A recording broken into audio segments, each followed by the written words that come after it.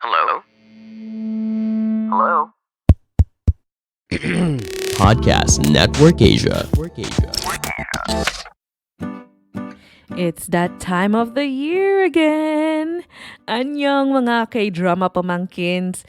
In the grand tradition of this podcast, every end of the year or start of the new year technically, I bring you one last episode as a culmination of our K-drama journey for the year. Welcome to Anyong Tita podcast wrap-up episode of 2022! So, in this episode, I went back and reviewed the K-dramas that became a part of our K-drama journey this 2022. And I realized ko that this year's theme is the rise of the surprise hits to the tune of Michael V. Sinaktan Mo Ang Puso Ko. Itong taon talaga na ito, kung di sumakit ang ulo mo sa mga mystery thrillers, sumakit naman yung puso mo sa mga mapanakit na K-dramas na nagsilabasan this year. Napaka-obvious po na may pinagdadaanan ng ating mga writer names. Ang mga K-drama writers ngayon. Sino ba kasi yung nanakit talaga sa kanila? From mga di nagkatuluyang bida to unnecessary deaths of main character or characters, this year was full of headaches and heartaches. But despite the recurring theme of the K-dramas released this year, there were of course still successful K-dramas from the most common genres like rom-com. And we also saw more and more Netflix K-dramas, Netflix original K-dramas na may mga mapangahas na plots and scenes. But which K-drama nga ba made it to my top 10 list for this year? Now, this year, I again used the 3 R's in ranking my top 10. The 3 R's, which are recall, recommend, and replay. So again, I ask myself when ranking the K-dramas, 5 or 10 years from now, would I recall this K-drama? And if someone asked me what K-drama to watch, would I recommend this K-drama? And of course, would I personally want to watch this K-drama again? So by asking those questions, that's how I ended up with my list and ranking. Now, of course, these were all again based on my taste. Emphasis on my. Okay? This also involved only those K-dramas that I got to watch this year, which is actually not a lot. Medyo nanghina po ang powers ng inyong tita this 2022. I also took more season breaks. Plus, my day job is also, eating a lot of my energy na pag uwi ko, gusto ko na lang talaga matulog. So, wala na akong energy, wala na akong time to watch a K-drama. So, nanghina po talaga tayo this year. Oh, how I dream of a day that all I do for work is just, watch a K-drama and rate them and tell you what I feel about it or my opinions about it. So, oh my God. What if no? What if no may ganong type of work? Absent ka pa ba? Baka ako mag-overtime pa ako eh.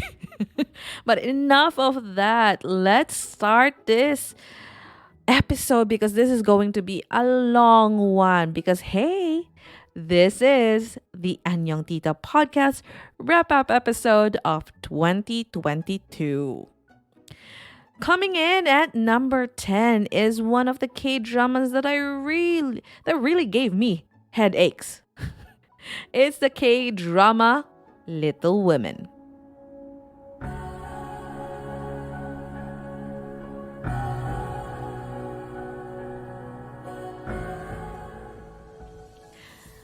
Despite the headache from the very confusing plot full of twists and turns, there's no denying that this K-drama is one of the most memorable for this year. We were reminded that this series with in the series, okay? We were reminded in the series that Kim Go-yeon and Nam Jae-yeon are the future superstars of Korea. Well, that's my opinion, okay? I know that they are already popular, okay? But Little Women, for me, officially sealed their place as two of Korea's top actress. But despite the amazing acting of everyone, almost everyone in this K drama, plus amazing set, props, oh my god, the costumes, locations that really screams na may budget po kami. Unfortunately, for me, it fell short in the R for recommendation and definitely not a K drama I want to replay on my now limited spare time. Mahirap siya na basta-basta i-recommend kasi sabi ko nga in my full K-drama review of Little Women that the beauty of the K-drama lies on the purpose of watching it. If someone asked me to recommend a K-drama that's thought-provoking and will really make the motors in your brain working, then Little Women will definitely be on the top of my list. Or yeah, something na pwede kong i-recommend. But if that person asked me to recommend a K-drama for the purpose of entertainment or just a form of escapism from all the stress, then I would definitely not recommend Little Women. Kasi di siya stress reliever eh. Stress giver siya. Which is again the reason kung bakit di ko din siya papanoorin or di ko siya gugustuhin i-replay kasi ang stressful niya panoorin. Little Women has the recall for me as one of the most stressful K-dramas, but not a K-drama I would recommend and replay. That's why it is placed at number 10. Number 9 is a K-drama that technically started last year but only ended in 2022. Kaya part pa rin siya ng list ko na ito. One of the only 3 rom-coms of 2022 that for me really thrived this year. It's the K-drama Our Beloved Summer.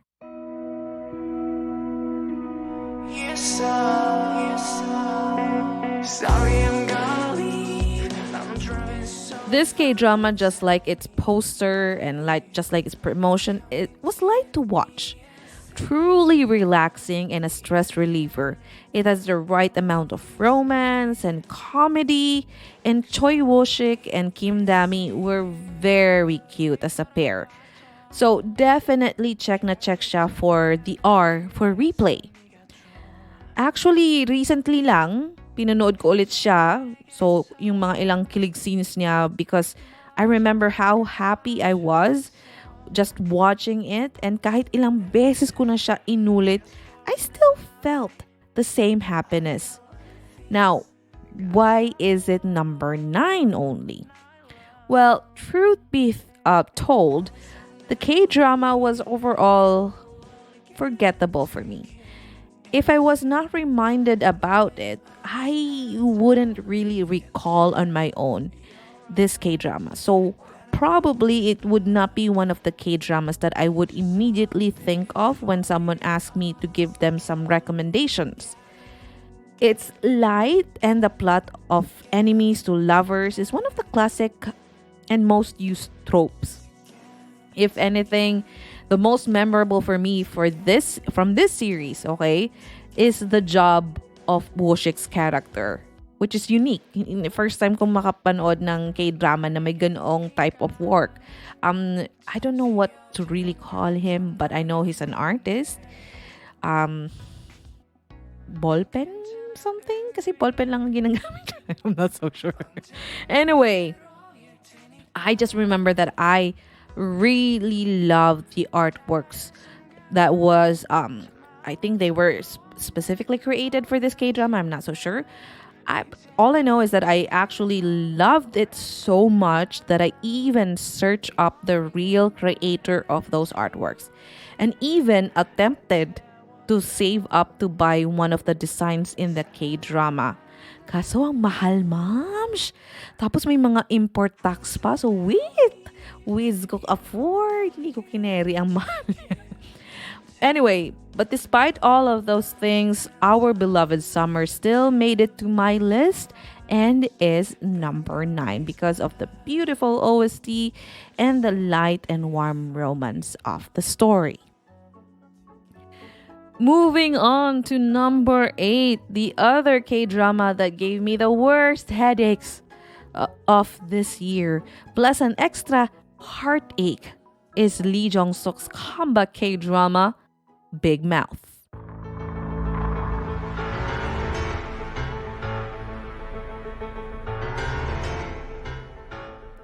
Much like Little Women, the only R that this K-drama failed for me is the R for replay. Because Lord God, hindi ko na gustong uulitin pa yung mga sakit ng ulo and puso na pinagdaanan ko sa K-drama na ito. This is one of those K-dramas na watching it once is enough for me. Tama na po yun. However, compared to Little Women, Big Mouth was easier to follow. So definitely, mas mag-ayos yung pagkakasulat ng Big Mouth for me. Less confusing compared to Little Women. So I can definitely see myself recommending it to anyone who wants a K-drama that is full of mystery and maybe in the crime genre. It was so exciting watching it every episode and guessing and eventually finding out who is the real Big Mouse. But the way this K-drama ended and how they chose to kill off one of the main characters, for me was pointless. And I've explained this in detail in my K-drama review of Big Mouth. I just thought that killing one of the main characters really did not make sense. Did not make sense to me and did not really bring anything to the table or did not bring any impact to the story. To me, it again just felt that the writers don't want this K-drama to be treated as any other mystery thriller. So para maiba naman, they decided to scar us viewers for life by killing one of the main characters of the story, one of the main characters na we were rooting for. Kaya never again will I choose to watch this K-drama. Watching it once is enough for me. Okay? Alright. But again, getting to the finale was really exciting. All the other episodes before the finale was exciting.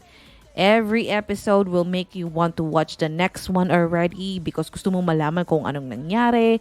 Were there any clues on to who is really Big Mouse? Ganon. And Lee Jong-suk was both hot and very cool sa K-drama na ito, which is why Big Mouth is still my number 8.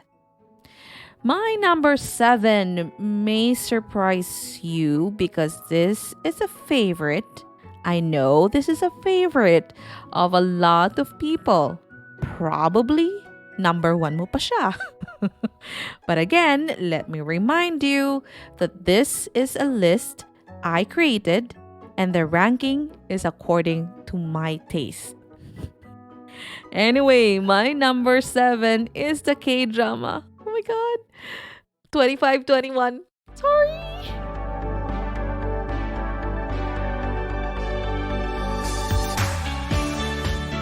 Yes, I know. How dare me to place this K-drama that was trending almost every week in such a low number. But again, I fully explained my opinion about this K-drama in my K-drama review of it. So go ahead and check that out. But basically, 2521 for me was relatable and has a strong recall because of the retro styles. It was set in the 90s, my time. Kumaga dyan, yan yung dekada ko. Introduction to the sport fencing was also made a huge impact on me because it got me interested in the sport.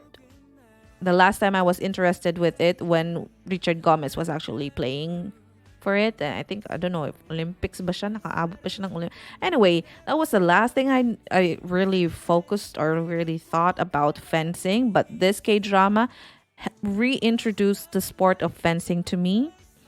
And of course, ito nga, yung ending, which we know crushed our hearts. And yes, some scenes of it I would love to watch again, but not like all the full episodes. And the thing that held me back in placing this K drama in a higher rank is the fact that 2521 is hard to recommend. For me, it's not a teeny bopper coming of age rom-com because the story arc of Nam Jo-hyuk's character was so mature. It's also not a drama in a sense. It doesn't make it a full drama because the first few episodes and some of the story arcs were really funny and teeny bopper. Okay? And di ko din siya makonsider na romance because like I said in my review, I honestly felt that the journey of Nam Jo-hyuk and Kim Tae-ri's character as friends were more interesting when, before they actually became lovers. So for me, their journey as when their characters were still friends was more interesting. And like I said in my review, and again, this could just be me, okay? I didn't really feel the chemistry between Nam Jo-hyuk and Kim Tae-ri's characters. I'm so sorry. But I'm just being honest. Sa supporting characters naman, like for example, yung characters na sina Ko Yurim and Mon Jae-wong, pwede na. Pwede. Pero since they were not the main lead, so medyo in passing lang yung story arc nila. So yung love story nila was really not given the spotlight that I hoped for. So yun, because of those, 2521 stands out for me, okay? But then it's hard to just recommend this K-drama. You have to factor in a lot of things. So I'm so sorry. I'm really sorry. I know you are probably one of those that really love this K-drama, and that's okay. Iba-iba naman tayo ng taste, diba? So again, I'm so sorry to disappoint you, but then again, this is just me, okay? I obviously have a totally different taste than yours, okay? Now, next on my list at number 6 is a K-drama that is light to watch and another example of a classic trope. The K-drama Business Proposal.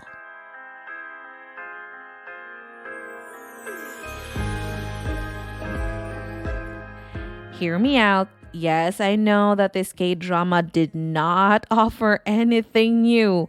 It's the classic boss dating an employee trope. But you see, despite watching hundreds of K-dramas with similar plot as Business Proposal, this K-drama still made it big for me because it gave me the same kilig feeling times 2. But both love teams for me were equally nakakakilig, and if they were not with their pair, and this sets them apart, okay? The 2 guys and the 2 ladies were also giving us romance. I'm talking about bromance and womance, which is rare. I've seen hundreds of K-dramas, and I've never seen a K-drama. I could be wrong, but for me, I've never seen a K-drama which has a romance, bromance, and womance all in one. And on top of those, okay, on top of that, walang nagpahuli sa any of those love angles. Like the guys, Han Yosop and Kim Min Kyo, with their bromance was equally a delight to watch as the womance of Kim Sejong and Solina. And when they are paired with their love interest, both love teams were equally nakakakilig. No love angle was left behind. And this balance for me sets Business Proposal apart from all the rom-coms I've watched so far. So the recall is there, the recommend is there because I have and would continue to recommend this K-drama to all my rom-com lovers out there. And then of course, replay. It will be there. I have been watching. This is one of those K-dramas that I would have no trouble watching either a scene, an episode, or even the whole K-drama over and over. So, check na check sa 3 hours natin. But then again, because this is not the first time I've seen such plot, I can't be sure that in like 5 years, marirecall ko pa din siya. Probably years from now, if I see like a snip or video of it on social media, saka ko lang maaalala na, hey, there's this Business Proposal K-drama. And that would probably be the only time that I may think about watching it again. Which is why, despite checking all my criterias, Business Proposal is just my number 6.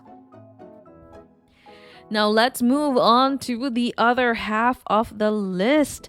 Coming in at number 5 is the K-drama that was a huge surprise because it only gained attention towards the end of it. The K-drama, My Liberation Notes.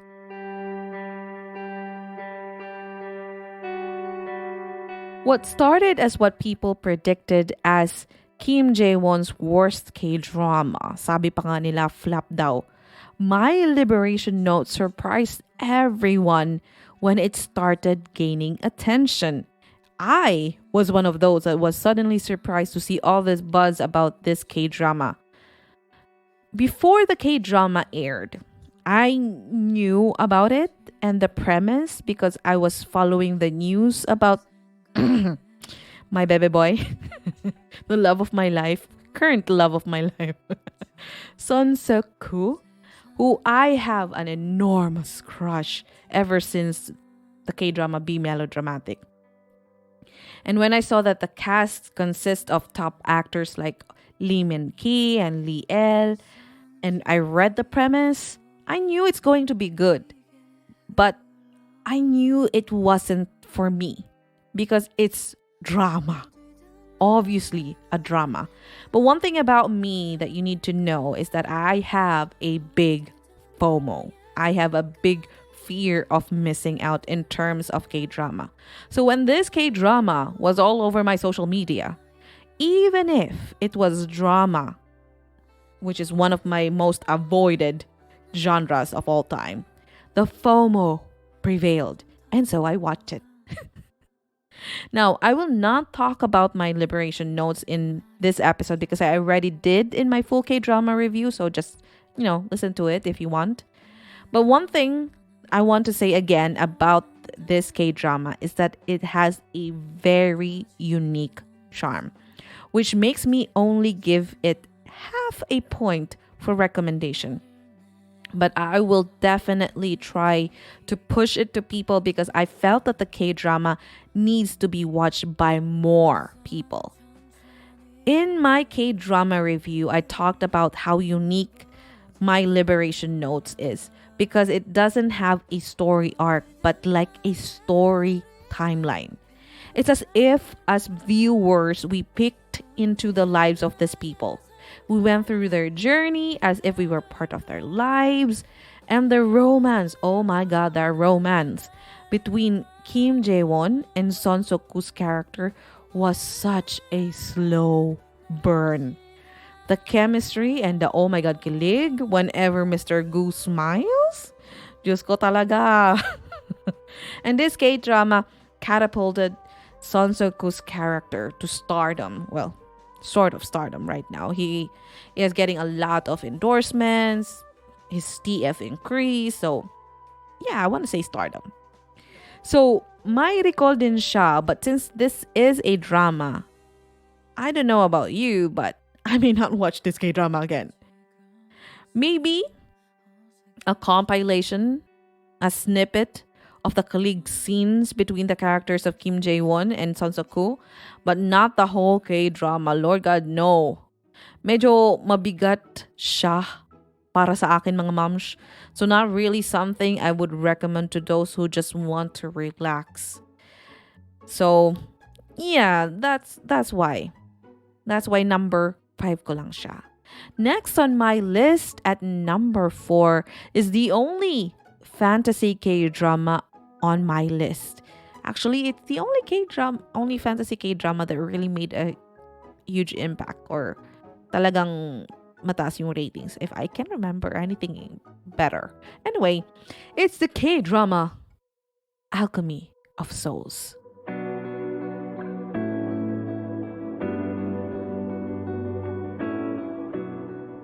I know that the second season is still airing, so di ko muna siya isasali dito, okay? I'll be talking purely about the first season, and I had my full K-drama review about it again in case it's already uploaded. So in case you want to hear more about my thoughts on this K-drama on Alchemy of Souls, you can check that out, okay? But again, the one thing that I can tell you now about Alchemy of Souls that made it my number 4 is that the writers, the Hong sisters, created a solid and intriguing world full of magic and action.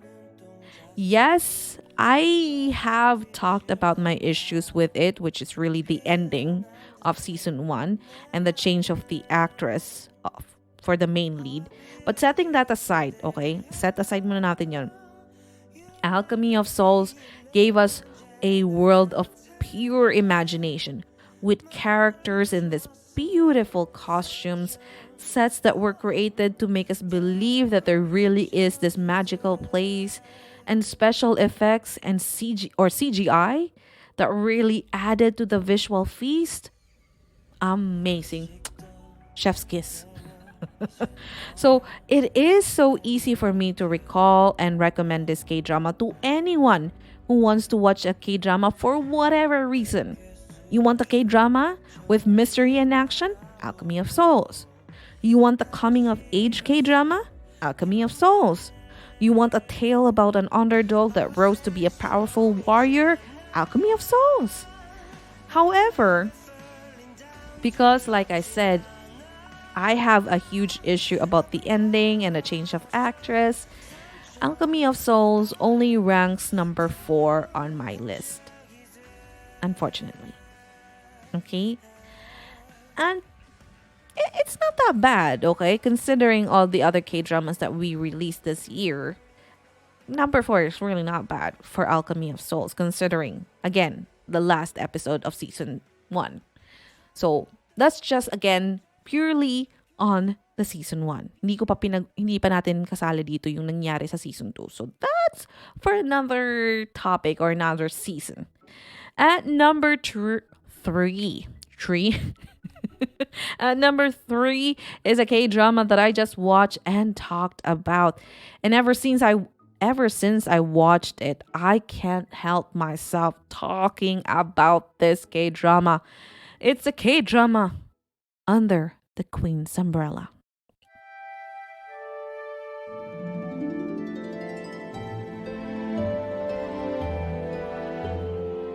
Amazing cast headed by the amazing Kim Yeso. Under the Queen's Umbrella was another K-drama that I initially avoided because I read the premise of it, which talks about the life of this queen in the Joseon dynasty and her struggles to keep the power within her kids. So, I initially thought that this is a drama again, and it wasn't enticing for me, okay? But then, as I mentioned in my 2-part K-drama episode about it, I was intrigued by this Kilig video that I saw one fateful afternoon while scrolling on Instagram about this prince and his chosen princess. So those Kilig scenes plus all the people on social media telling me, Tita, panoorin mo na kasi itong Under the Queen's Umbrella. So ako naman, I was like, okay. Madali akong kausap. And like I said, in my K-drama review, I thank God that I listened to you because the K-drama proved to be a really worth watching K-drama. It really was a worth it really proved that it was really worth watching. There. That's actually what I was trying to say. It had warmness, it had warmth to it through the different touching story arcs. May comedy, there's the romance, and it's, the kilig-kiligan of the teeny bopper romance, which is okay. And my favorite of them all, the battle of the wits of the queen against the people that are trying to pull her and her kids down. The battle between her, the queen, and the grand mother. Oh my God. Yun talaga for me, ang naging selling factor nitong K-drama. When I confirmed that this is something similar to another beloved K-drama of mine, ay sabi ko talaga, oh, okay, it's time. It's time to watch it. Plus, I really love strong female characters. So if you loved it as well, if you love strong female characters, definitely watch Under the Queen's Umbrella. Look at me. I'm still recommending it. So yun, Under the Queen's Umbrella is something I can and will recommend to people. The only drawback for me, that's why number 3 lang siya, is that the story was set in the past, in the Joseon dynasty, Joseon era. So, introducing this K-drama to new K-drama viewers who haven't seen any historical K-dramas at all will be hard. Kasi di rin siya ganun ka-light. Okay? And also, you probably would need to know at least have some knowledge about the hierarchies and the power that the people hold with their position in the royal families in Korea before to fully understand or to fully appreciate or to fully be, para lang ma-appreciate mo kung bakit kailangan nilang protektahan yung mga roles nila or ganon. So, it has a factor on it. So, feeling ko, if ever I recommend this K-drama and mention, feeling ko if I would recommend this, okay, and I need to mention that this is a historical K-drama. So, if that happens, I'm not so sure. I think not a lot of people would agree to watch it. Kaya din, number 3 ko lang siya. But definitely, I would love to watch it again kahit the buong series pa, kahit the whole series pa. Now, we are down to our last 2 K-dramas. My number 2 will be a surprise to you again because I haven't talked about it in the podcast. It's a K-drama that I just finished the night before making this episode. It's Song Joong-ki's K-drama, Reborn Rich.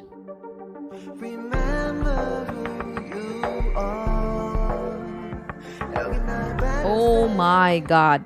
This series blew my mind. I want to dedicate a whole episode to talk about it and my feelings about it. But I don't have the time for it. So maybe when I am back for my season break, saka na lang. But anyway, let me tell you that the buzz and the ratings are not that high for nothing. And it's not because this K-drama stars Song Joong-ki, okay? For me, it's really the story. As I was making my top 10 list, I was contemplating kung which among the Under the Queen's Umbrella and Reborn Rich would be my number 2. Both K-dramas got me on chokehold. Both were beautiful. Both had amazing actors, lead actors.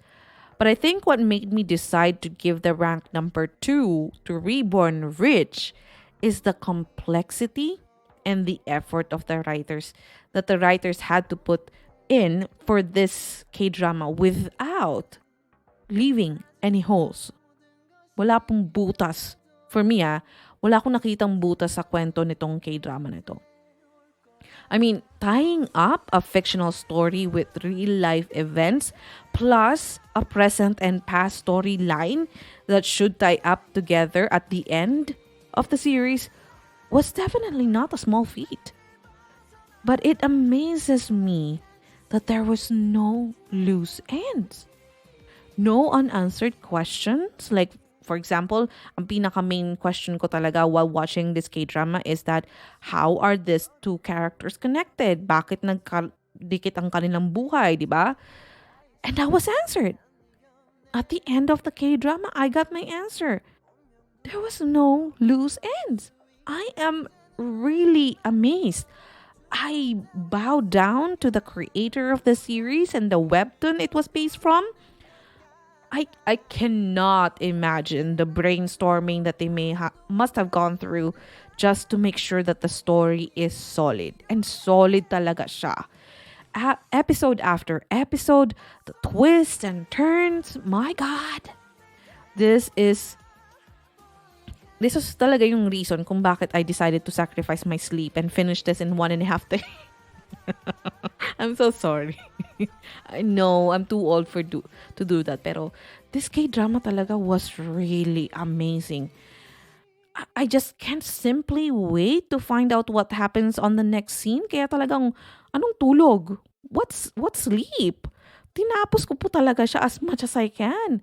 Like, I need to know who wins in this battle of wits and strategies. My God. Definitely a highly recommended K-drama and has recall for its amazing and well thought of story. And as for replay, maybe I would watch it again in a couple of years if I suddenly forgot how the story went. But I don't think that will happen soon because a beautifully written and executed executed K-drama such as Reborn Rich is hard to forget.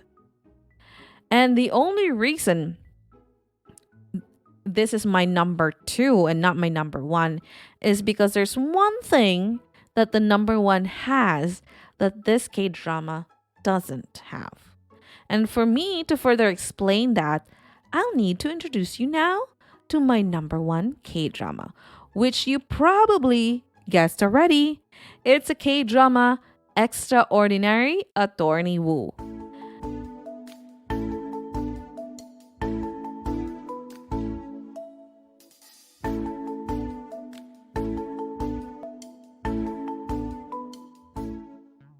The only light K-drama to top all of the heavy-hitting K-dramas from this year. Extraordinary Woo, starred by the amazing Park Hyun-bin, was a K-drama that already gained attention with just its first 2 episodes. People already knew that it will be good, and it did not disappoint us until the end. Each episode was full of lessons that will warm your heart and leave a lasting impression. Just like the episode for me about the Children's Liberation Army, where the speech by one of the characters in that episode changed my view forever on how I want to raise my future kids. Several topics discussed in this series made an impact in my life, and I'm sure to other people too. It changed my views on life, and it changed the careers of Park Yoon-bin and her love interest in the series, actor Kang Tae-oh. They shoot to fame because of this K-drama, and I'm not surprised because the K-drama really appealed to a lot of people, young and old. It was so easy to watch. Kahit sino, kahit anong edad, kahit anong kamapan sa lipunan, would love to watch this K-drama. And what made me choose Extraordinary Attorney Woo, my number 1 K-drama, is my tiebreaker criteria. Now, both Extraordinary Attorney Woo and Reborn Rich were amazingly written. Okay? Hands down to the writers of this K-drama. One was on the heavier and darker side, but pulled through it. The other one was a lighter but warmer side, but still made an impact to the viewers. And again, both were equally well developed. Both I will recall for a long time. Both I will recommend to a lot of people. and both I would want to watch again. So, to break the tie, I added another criteria. I asked myself, which one would I want to see more? And that's when Extraordinary Attorney Woo come out on top. Reborn Reach, even though it was really well written, is a done deal for me. The story is done. I do not expect and will not want a sequel or prequel to it because it will just ruin the whole story for me. Whereas with Extraordinary Attorney Woo, regardless if they make a sequel or a prequel, I'm sure I would want to watch it. I can see it go in several other directions, and I see no end to the possibilities of sequels. We can go on and on and on about it. They can release a new season every year, and I would not care. If they were written as good as the first season, I do not care if they go up to 10 seasons of it. I can still see myself watching it, which is why Extraordinary Attorney Woo is my number one K-drama of 2022. And I cannot wait for the next season of this K-drama. And that is it. That is my top 10 K-dramas of 2022. Woohoo! We made it, mga K-drama pamangkins. Now, let me just also read some of the comments I got over on social media because I ask you to share with me what your number one K-dramas of this year. So, nagtanong ako over on Twitter, on Instagram, and on TikTok, and I got some of your comments here. So, let's start off with Instagram, okay? So, we've got Ellen Katana who said, perhaps Business Proposal. I haven't watched all the other K-dramas though. So Business Proposal for Ellen Katana is her number one K-drama.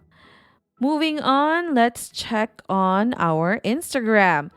So over on Instagram, we've got some people as well sharing their top 10 or number one, actually number one. Number one K-dramas. So let's see. Over on Instagram, I got Vanessence who said, Our Beloved Summer. I love the OSTs. Check. Production design and chemistry of Dami and Woshik. Check na check. Also on Instagram, we've got Ella OmBLR. Sorry. Ang bobo ko magbasa ng mga... Anyway, Ella said 2521.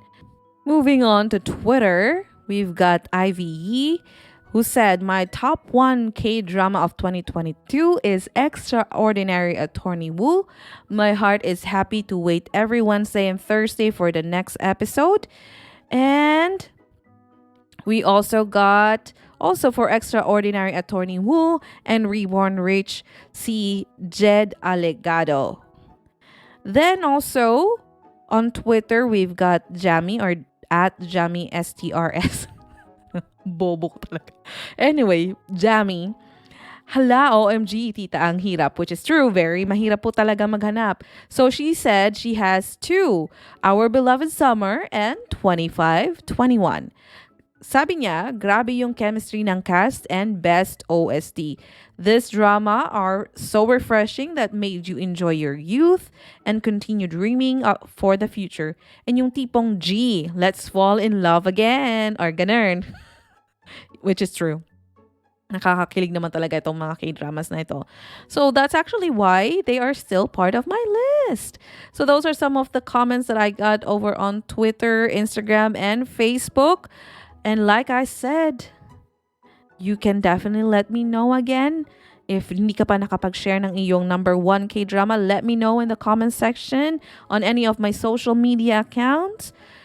And once again, thank you again for sticking with me for another whole year. I love talking to all of you, whether here in the podcast as a guest or over on social media. But My dear pamangkins, it is time again for your tita to go on another season break. Don't worry, I'll keep you updated on the K-dramas na kinababaliwan ko via my social media account. So don't forget to follow me on any of my social media accounts on Facebook, Twitter, Instagram, and even on TikTok. It's all at Anyong Tita. And with that, thank you again for spending the Tuesdays of your 2022 with me. Until the next Tuesday, good night, kids. I love you, Bruno Mars.